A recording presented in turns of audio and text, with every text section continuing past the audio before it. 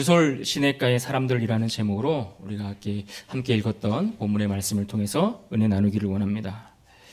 오늘 우리가 읽은 본문의 말씀은 다윗이 사울을 피해서 블레셋으로 망명했을 때에 있었던 사건을 배경으로 하고 있습니다. 그가 사울 왕의 손길을 피해서 블레셋 땅으로 도망을 가서 망명을 해서 그곳에서 블레셋 사람처럼 아예 생활을 하던 중에 있었던 그 중에 있었던 하나의 사건을 배경으로 다루고 있습니다. 그 사건의 장면은 다 불에 타버린 한 성읍이 배경이 되고 있습니다. 바로 시글락이라는 성읍입니다. 이 시글락은 이 다윗이 블레셋으로 넘어가 살면서 그 땅 가드의 왕이었던 아기스로부터 하사받아서 살게 된 다윗이 머물고 있던 성읍이었고 다윗의 공동체가 함께 지냈던 그들의 집이었습니다. 그런데 이 다윗과 그의 병사들이 아기스 왕 때문에 피치 못하게 이스라엘 자기 동족과 함께 싸울 뻔한 전쟁의 위기가 있었습니다. 그래서 그 전쟁에 억지로 끌려가서 참여할 뻔하다가 위기를 잘 모면하고 다시 돌아왔습니다. 근데 그 기간이 한 3일 정도 걸렸습니다. 이 3일 동안 잠시 다윗이 병사들과 함께 그가 거주하고 있던 이 시글락 성읍을 비워두었더니 그 사이에 아말렉이 쳐들어와서 그 성을 다 불로 태워버린 것입니다.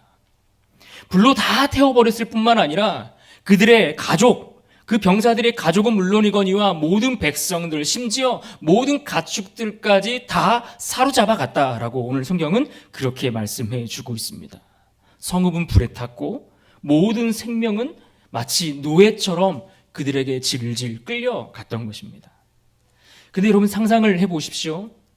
이러한 상황에서 다윗과 이스라엘의 그 다윗의 그 함께했던 용사들이 다시 그들의 집으로 돌아왔는데 상황이 이렇게 된 겁니다. 불에 다 타버렸고 가족들이고 재산들이고 모두 다 빼앗겨서 다 사로잡아 가버린 그런 상황, 그 장면을 이들이 목격한 것입니다. 여러분 이때 다윗과 그 병사들의 마음이 어땠을까요? 여러분이 만약 이와 같은 일들을 경험한다면 여러분의 마음은 어떠실 것 같습니까? 여러분의 소유가 다 빼앗기고 우리의 일터가 다 더 이상 일할 수 없게 부도가 나고 다 파산이 나고 우리의 가정 경제는 다 무너지고 우리의 자녀들도 우리의 가족들도 더 이상 만날 수 없는 그런 상황을 맞닥뜨린다면 여러분 마음은 어떠실 것 같습니까? 자녀를 잃고 가족을 잃은 이들의 슬픔, 그 슬픔을 누가 헤아릴 수 있겠습니까? 누가 그들을 향해 함부로 이야기할 수 있겠습니까? 그런데 참 놀라운 것은 주변에 그런 이들의 슬픔을 보면서도 예기치 못한 사고로 그런 어려움을 당한 그런 사람들을 향해서 하지 말아야 할 말들을 하는 사람들도 있습니다. 오늘날 이 사회 안에서도 그런 일들이 얼마나 아무렇지도 않게 그렇게 행해지는 것들을 우리가 보게 될 때가 많이 있지 않습니까? 하루아침에 벌어진 이 슬픔에 빠진 이 다윗과 그의 병사들은 그냥 슬픔의 정도가 아니라 참담하기까지 했을 것입니다. 그리고 이내 이들의 슬픔은 분노로 바뀌었습니다. 그래서 이 다윗의 병사들이 돌을 들어서 다윗을 치려고 했다라고 이야기합니다. 돌을 들어서 오죽하면 이 돌을 들어 그들이 그렇게 사랑하고 따르고 존경했던 그 다윗을 돌로 쳐 죽이려고 그들이 들고 일어나는 상황까지 벌어졌다는 것 아니겠습니까? 그런데 사실 다윗은 그의 삶을 보면 늘 누군가로부터 냉대받는 일에 참 익숙한 사람이 아니었나 생각해 볼 수 있습니다. 가족들에게는 늘 막내라는 이유로 찬밥 신세였고 또 위기 가운데 목숨을 건져주었던 사울은 오히려 자신을 증오의 대상으로 삼아서 그를 죽이려고 쫓아가고 있어서 결국 다윗이 여기까지 피난하고 도망 나와 있는 것 아니겠습니까? 하지만 돌을 들고 또다시 자신을 치려고 하는 그 백성, 그의 공동체원들을 보면서 다윗은 또다시 그의 가슴을 쓸어내려야 했을 것입니다. 사실 그들을 다윗이 불러서 모였습니까? 우리가 지난주에도 보았지만 다윗이 불러서 모은 게 아니에요.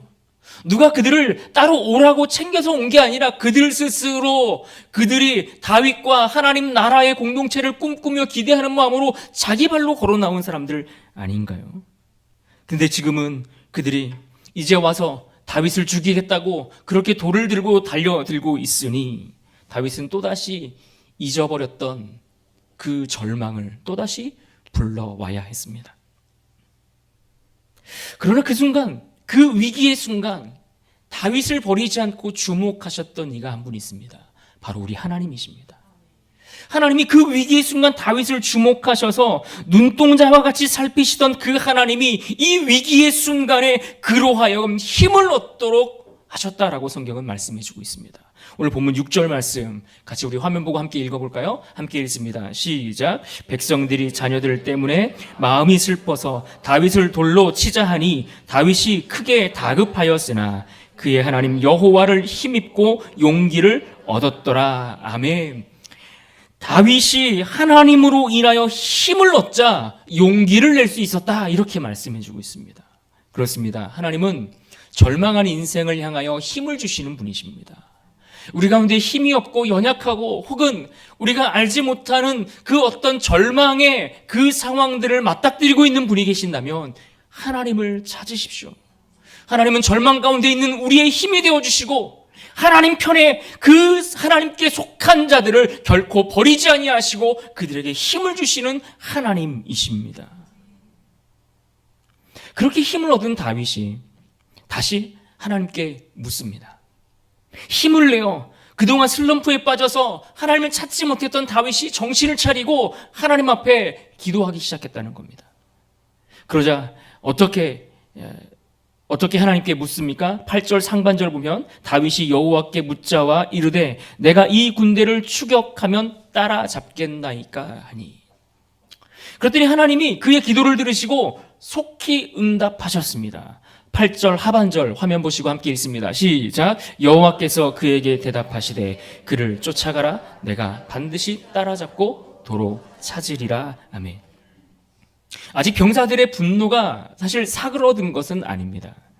다만 여호와께서 다윗을 통해 응답하시니 그들의 분노를 그들의 적들을 향하여 방향을 틀어준 것입니다.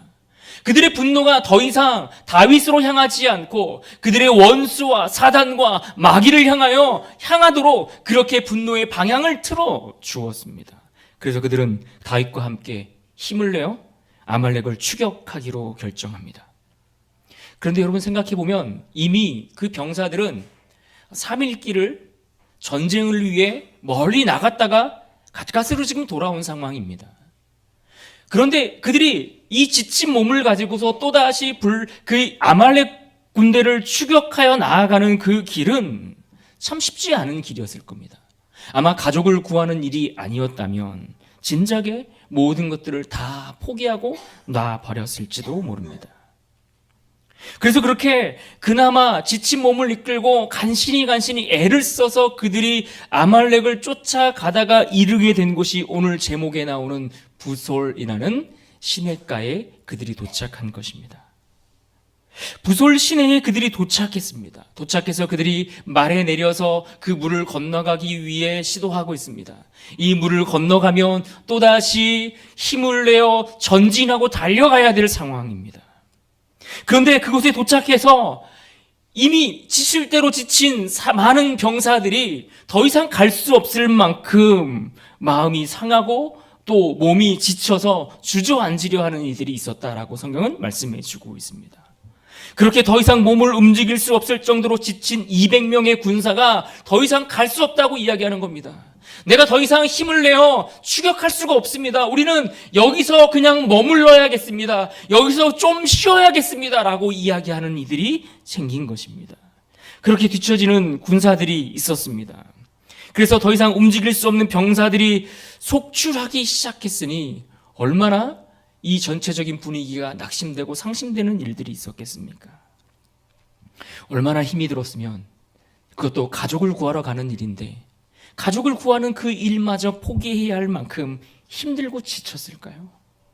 사랑하는 내 아내와 내 남편과 내 아들과 딸을 구하러 가는 그 일에 얼마나 힘들고 지치고 마음이 상했으면 그것을 포기해야 될 만큼 그들은 그 자리에서 주저앉을 수밖에 없었던 것일까요?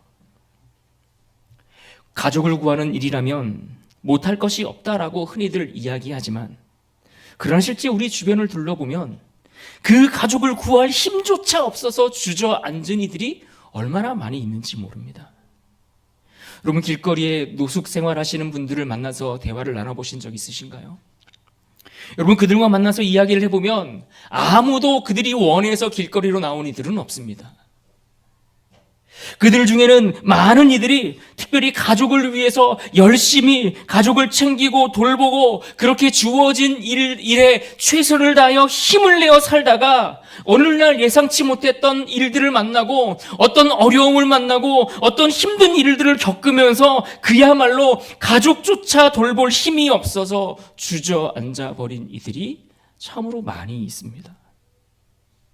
더 이상 가족 볼 낯이 없어서 가족에게로 돌아가고 싶지만 그럴 힘도 없고 그럴 능력도 없어서 다가갈 용기도 없어서 이제는 가족 앞에 나서는 것이 두려워서 그렇게 포기하고 주저앉아 눌러있는 그런 이들이 많이 있다는 것입니다. 우리 신앙생활도 마찬가지 아닙니까? 열심히 주를 위해 섬기고 예배도 잘 드리고 봉사도 하고 그렇게 열심을 내다가 주저앉는 이들이 있습니다. 이유가 무엇일까요? 이유는 얼마든지 많이 있습니다. 물론 우리가 나이가 들면 기력이 쇠해지면서 당연히 힘을 잃게 되는 것은 자연스러운 일일 겁니다. 어떤 이들은 삶의 무게와 그 씨름을 하다가 지쳐서 엎어지는 이들도 있습니다. 가정이 깨진 일로, 건강이 상하는 일로, 경제적인 이유로, 관계의 문제로, 중독의 문제로, 죄의 문제로 원하든 원하지 않든 어떠한 문제가 그의 인생 가운데 찾아와서 더 이상은 그 일들을 견디고 버틸 수 없어서 앞으로 나아갈 수 없어서 주저앉은 이들이 우리 주변에도 있지 않습니까? 여러분, 과연 우리는 이러한 이들을 어떻게 대해야 하겠습니까? 그들을 다그치고 그들을 책망하고 그들을 꾸짖고 그들에게 겁주고 그들에게 창피를 주면 그들을 끌고 아말렉을 추격할 수 있겠습니까? 어떻게 하면 그들을 우리가 바르게 온전하게 다시 일어설 수 있도록 도와줄 수 있을까요? 우리는 많은 경우에 그들에게 더 많은 것들을 강요합니다. 지금 이럴 때가 아니라고 이야기합니다. 그들을 다그쳐서 어떻게든 그 자리에서 다시 일어나서 지금 포기하지 말고 이 길을 가야 된다라고 이야기합니다.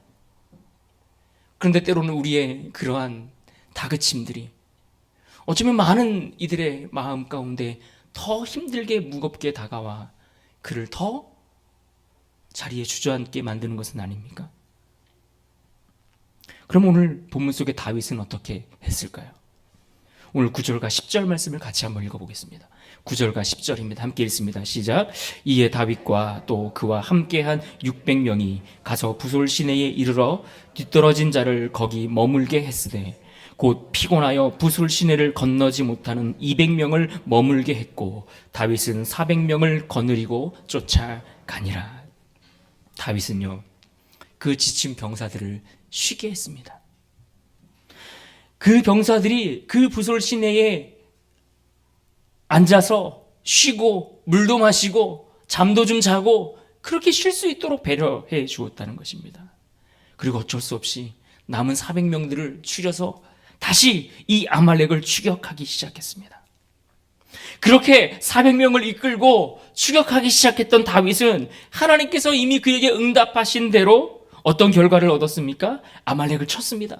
아말렉을 찾아서 아말렉을 찾아내서 그들을 치고 그들이 빼앗아 갔던 모든 소유와 모든 생명을 다시 다 돌이키고 회복했다라고 말씀하고 있습니다. 그들이 잃었던 모든 것을 하나님께서 다시 다 되돌려 주셨습니다. 모든 소유와 가족과 백성들을 다 찾아올 수 있었습니다. 이제 다윗은 더 이상 그들의 분노의 대상이 아니라 다윗을 향했던 그 분노는 사라지고 다윗은 또다시 백성들의 영웅이 되었습니다. 포로로 끌려가 죽을 고비를 간신히 넘겼던 이들이 구출되면서 너무나 반갑게 가족들과 상봉하는 모습들을 그려보십시오. 얼마나 좋았을까요?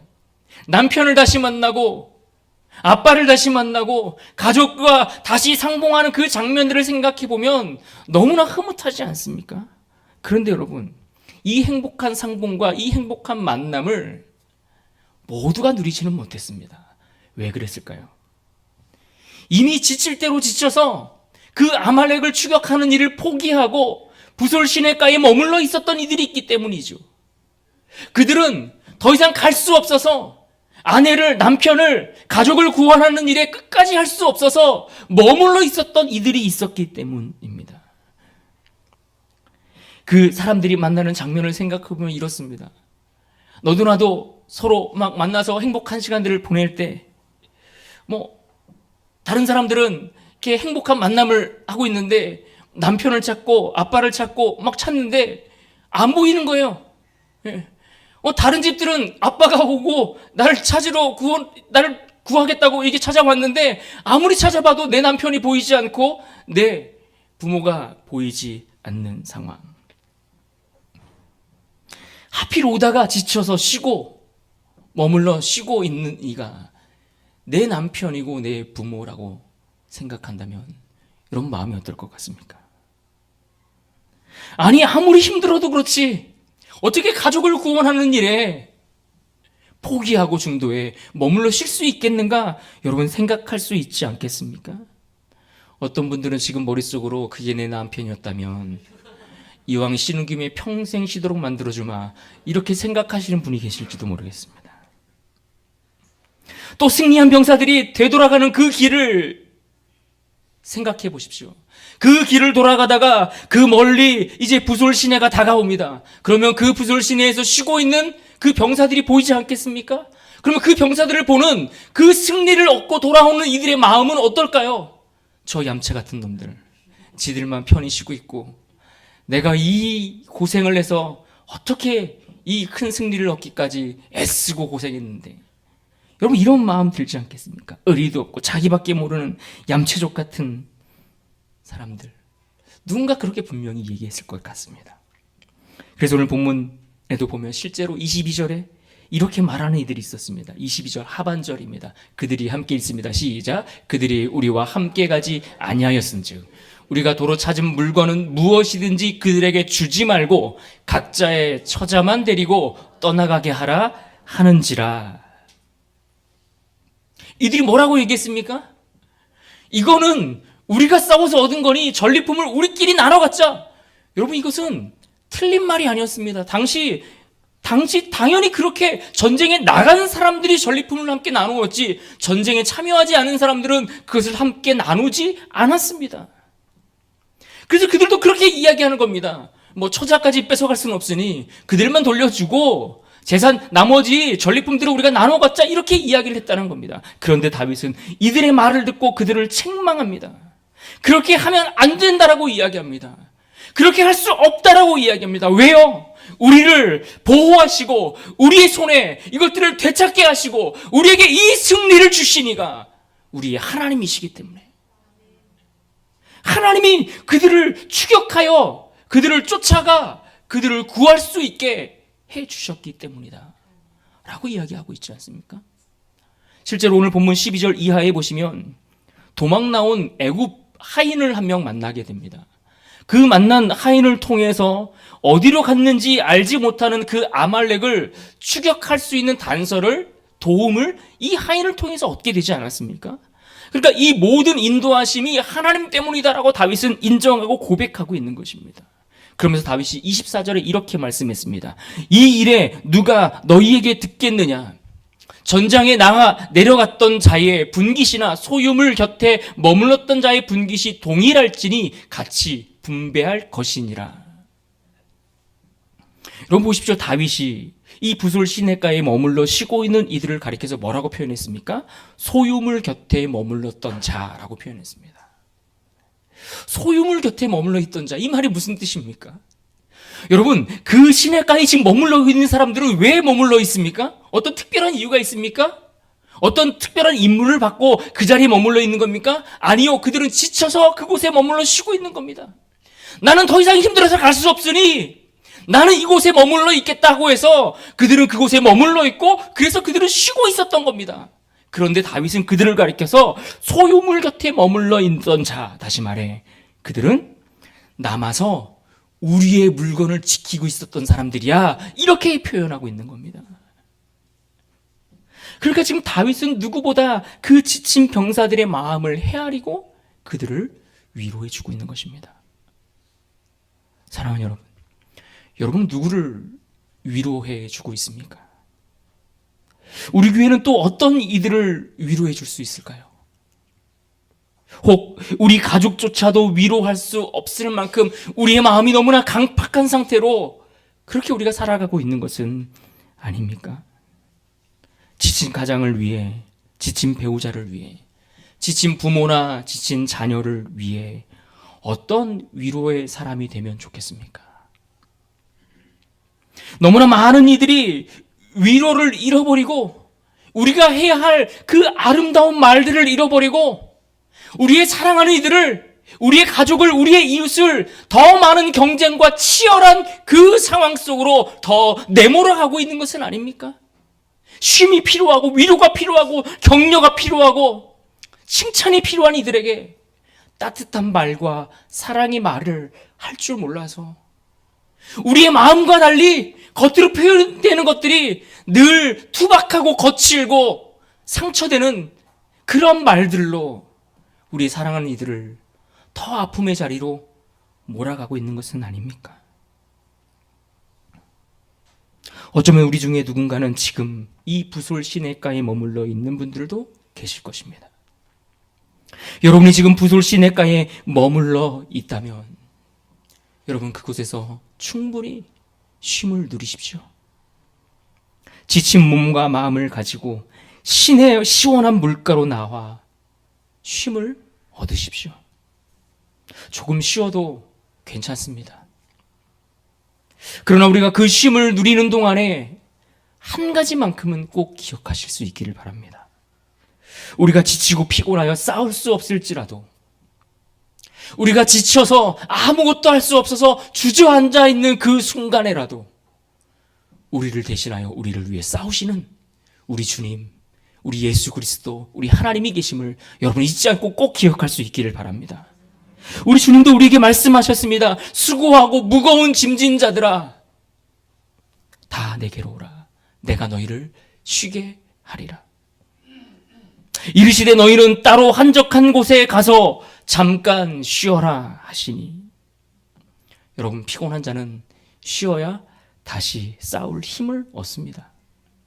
힘이 있는 자는 지친 이들을 그러하기에 바라보면서 판단할 것이 아니라 누구라도 주저앉을 수 있고 누구라도 낙심하여 그렇게 지칠 수 있음을 인정하고 겸손히 위로하는 자가 되기를 힘써야 할 것입니다. 하나님은 우리가 위로자 되기를 바라십니다. 하나님은 우리가 누군가에게, 우리 모두에게 참된 위로와 사랑의 말을 건넬 줄 아는 그러한 사람 되기를 바라십니다. 여러분의 가정과 여러분의 일터와 교회를 부솔 시냇가와 같이 누구나 와서 쉼을 얻을 수 있는, 그래서 하나님의 위로와 힘을 얻을 수 있는 곳으로 만들어 갈 수 있기를 부탁드립니다. 그래서 다시 소망을 입고 그 소망을 얻어 일어설 수 있는 아름다운 장소가 되어야 할 것입니다. 하나님은 여러분의 그 위로자로 사용되기를 간절히 기대하십니다. 우리의 힘이 되시는 그 하나님을 의지하여 위로자가 되고 우리가 거하는 그 모든 곳이 이 부솔 시냇가와 같이 쉼을 줄 수 있는 아름다운 곳으로 만들어가는 하나님의 귀한 사람들 될 수 있기를 주님의 이름으로 축원합니다.